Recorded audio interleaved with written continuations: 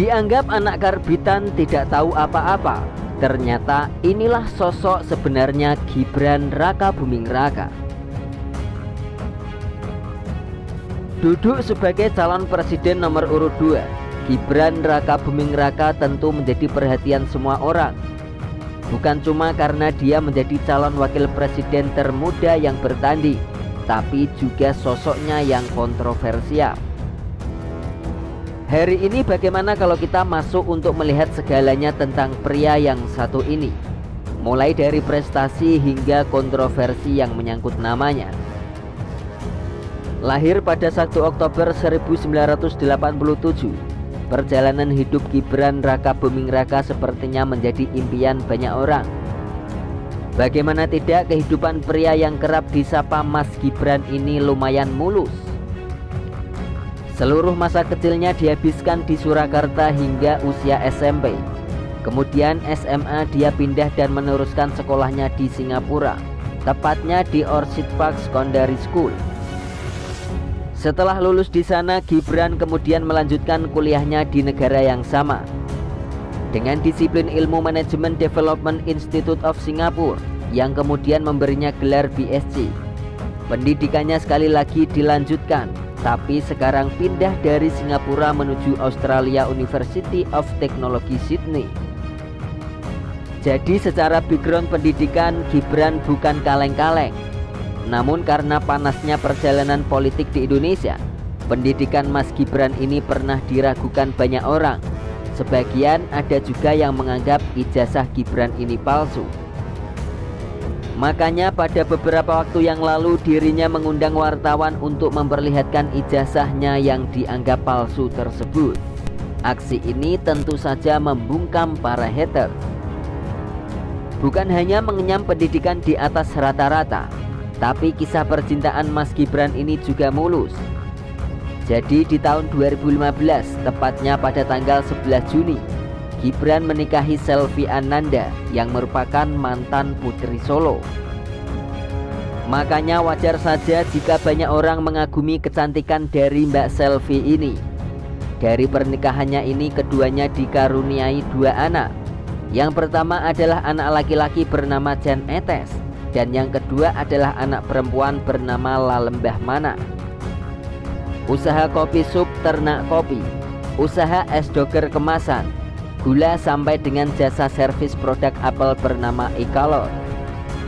Lalu usaha resto mangkokku, usaha kopi sup, ternak kopi, usaha es doger kemasan, gula sampai dengan jasa servis produk apel bernama Ikalor, dan brand jas hujan bernama Tugas Negara Bos.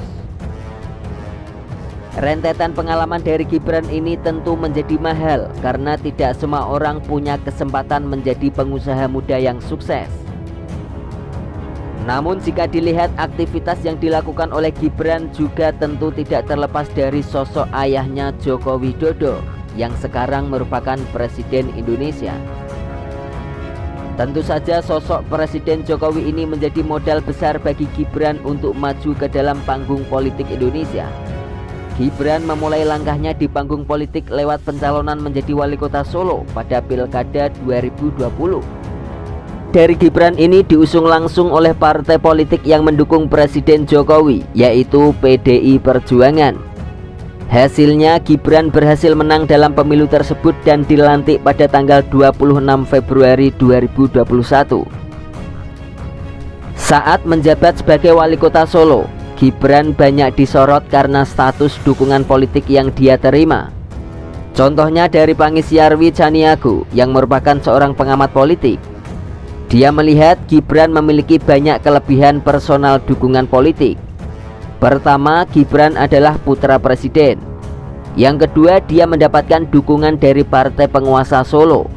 Dan yang ketiga, koneksinya ke pusat sangatlah terbuka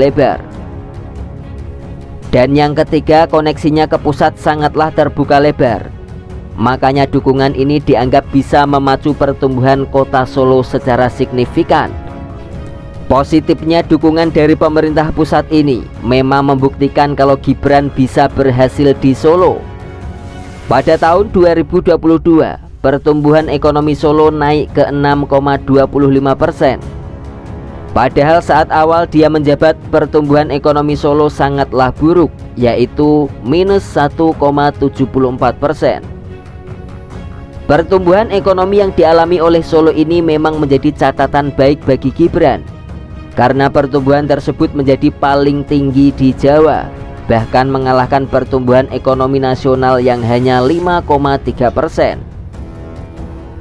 Program utama yang diusung oleh Gibran di Solo juga memberi dampak yang bisa dilihat secara langsung.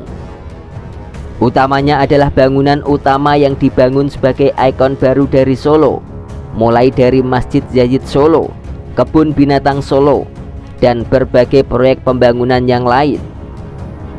Proyek pembangunan yang dilakukan di masa Gibran ini diperuntukkan untuk mendapatkan atensi wisatawan lokal yang biasanya hanya mengunjungi daerah seperti Jogja dan melewatkan kota Solo. Sebagai kepala daerah, Gibran juga punya hal unik lainnya, yaitu cara dia berinteraksi dengan mereka yang melakukan kritik. Pada satu waktu, Gibran bahkan membuat demonstran terdiam karena dia berani bertemu secara langsung dengan para demonstran. Lalu ada juga saat dia mendatangi langsung kediaman Rocky Gerung yang aktif melakukan kritik kepadanya. Kemudian Gibran juga dikenal sebagai pemimpin yang irit bicara dan berfokus pada pengerjaan proyek daerah yang tengah berjalan. Masih ada satu lagi, Gibran ini juga banyak dikagumi karena aktifnya menerima keluhan. Secara aspek kepemimpinan, wajar jika Gibran banyak dikagumi oleh orang-orang sekitar. Rasa kagum ini sayangnya tidak bertahan lama karena manuver politiknya yang tidak terduga dalam menyambut pemilu 2024. Awalnya Gibran ini banyak dinilai akan jauh dari kontestasi politik istana dan mungkin saja bertarung sebagai gubernur Jawa Tengah atau sebagai gubernur DKI Jakarta. Namun siapa sangka Gibran malah meluncur menerima pinangan Prabowo Subianto jadi calon wakil presidennya yang sekarang menduduki nomor urut 2 dalam pemilihan presiden 2024. Terpilihnya Gibran sebagai calon wakil presiden dari Prabowo Subianto ini banyak dianggap sebagai cacat hukum karena Ketua MK yang mengesahkan putusan terkait usia capres, dan itu adalah Anwar Usman, yang tidak lain dan tidak bukan adalah paman dari Gibran. Akibat dari keputusan itu, Anwar Usman pun dipecat sebagai Ketua MK melalui Majelis Kehormatan Mahkamah Konstitusi. Setelah ditetapkan sebagai calon wakil presiden yang banyak dikomentari sebagai keputusan cacat hukum, Gibran tetap melakukan kampanye dengan Prabowo sebagai calon wakil presiden. Dalam hal ini Gibran tentu banyak berkunjung untuk menggait suara. Namun tidak jarang kehadirannya malah berujung blunder, seperti saat kepleset soal asam sulfat untuk mencegah stunting, yang mana harusnya Gibran bicara tentang asam folat. Yang baru-baru ini pada momen debat, Gibran kembali mendapatkan perhatian karena ditegur oleh KPU karena aksinya yang dianggap mengompori pendukung. Aksi ini juga mendapatkan perhatian dari Rocky Gerung yang menganggap Gibran ini tidak patuh dengan aturan. Pencalonan Gibran ini bukan cuma menjadi kisruh dalam prosesnya, tapi juga menjadi kisruh pasca pemilu nanti. Karena Gibran meninggalkan berbagai macam proyek di Solo yang tentu saja belum selesai. Lantas bagaimana tanggapan kalian semua mengenai pencalonan Gibran Raka Buming Raka sebagai calon wakil presiden?